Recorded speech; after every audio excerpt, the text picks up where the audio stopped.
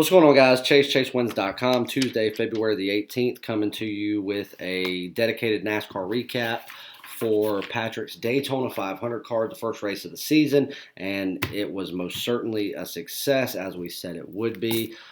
Quick announcements as far as NASCAR goes. The NASCAR season is $500. It went up from last year, and it will more than likely go up again next year because, we've done the numbers. We charged $3,000 for this package, and it's still, not justifiable compared to the money you're going to make. The race cards last year used to be $40. They are now $50. We did run a $40 special this Sunday for the Daytona 500 for a kickoff. So from here going forward, they're $50 a race, no exceptions, no discounts, no nothing. It's not worth it to discount it for what the profits are on winning race days. So that's number one. But as I said, $500. We ran a Black Friday special to get it for $299 back in November. All of the previous NASCAR clients from the year prior went ahead and signed up, which why wouldn't you, to save $200? And then everything was fine. This week we have more questions about it. We say, we're not running anything. We have a ton of people jump on the $40 race card. It's their first time.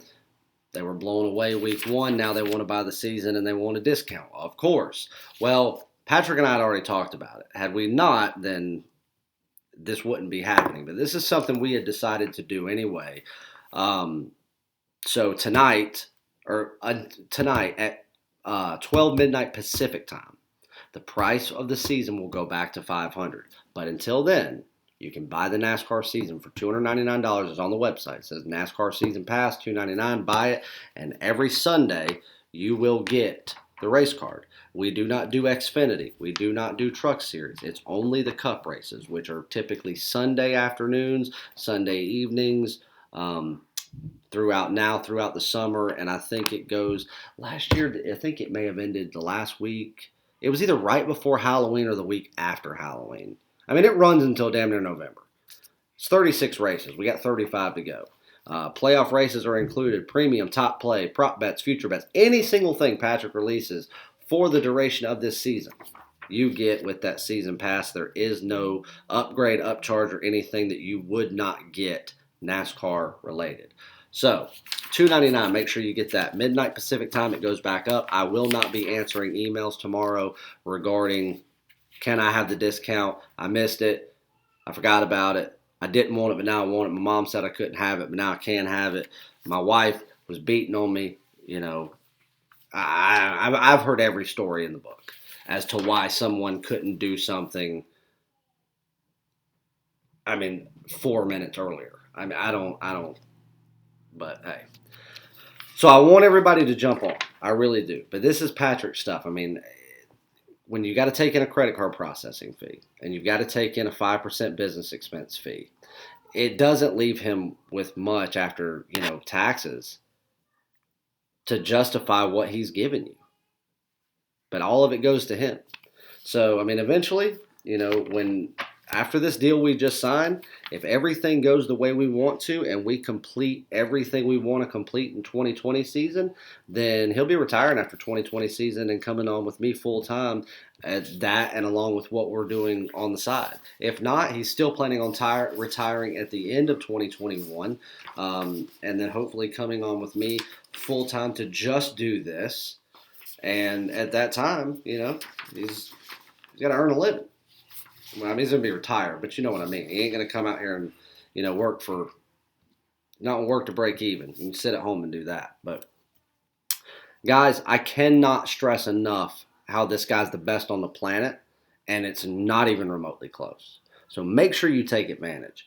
So first and foremost about last night, thank God about Ryan Newman being okay.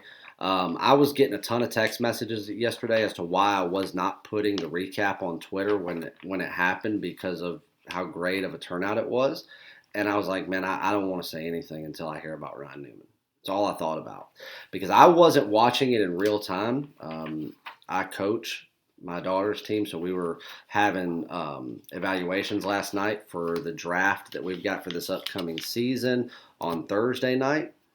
So we were doing that. So I got home. So I was watching it about I was watching it delayed by about 30 minutes. Patrick texted me. He was still down there because he stayed for the rest of it. As you know, him working for the organization, he does for 26 of the 36 races each year. So he's down there and he's like, "Oh my God, did you see?"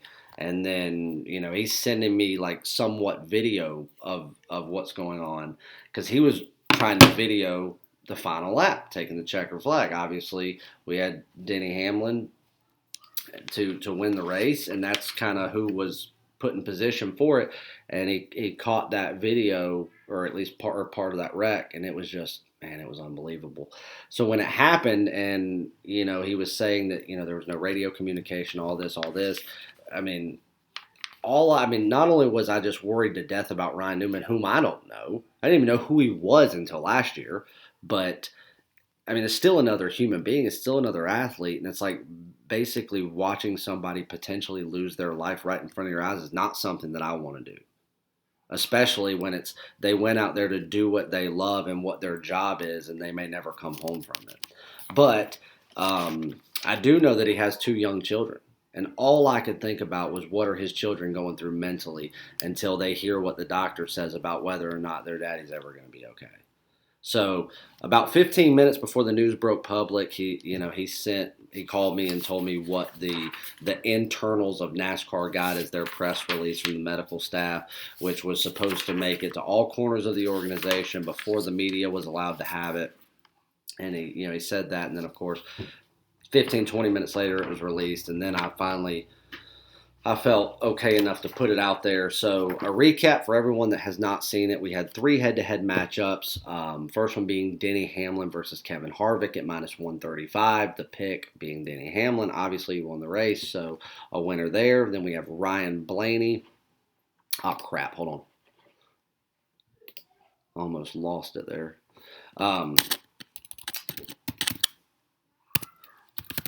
Ryan Blaney versus Kyle Larson as a head-to-head matchup. The pick was Ryan Blaney. The odds on that head-to-head matchup were -145. Easy winner there on Ryan Blaney. And we also had Clint Bowyer versus Kyle Larson. Clint Bowyer was the selection at -140. That was also another easy winner. Clint Bowyer and Denny Hamlin are both our guys. Those are who we actively pull for. That, and obviously Kyle Busch because he's a badass. Joey Logano's a flaming douche canoe, and I don't like him. And then obviously the big winner of the day was the outright race winner, Denny Hamlin at +900. A nice winner there. What was crazy is not only did Denny Hamlin win his back-to-back Daytona 500s, last year when Patrick came on with me, even though I, was somewhere else, that was his first race ever. Started at the beginning of the 2019 season. And he had Denny Hamlin to win. And I think Denny Hamlin in that race, even though he had the pole, was not expected to do much in the top 5. And I think it was +1650, I think.